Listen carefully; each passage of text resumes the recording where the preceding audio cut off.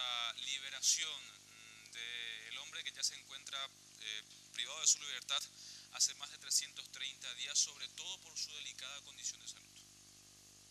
Nos den una prueba de vida y así tener esperanzas de tenerlo nuevamente con nosotros. Ha pasado mucho tiempo y resulta difícil vivir con esta situación que nos crea mucha tristeza.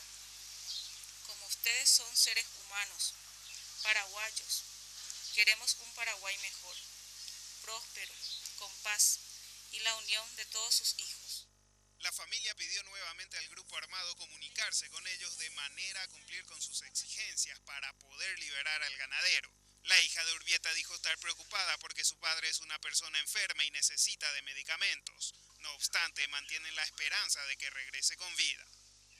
A él, nuestro padre, le digo que estamos unidos, orando como familia.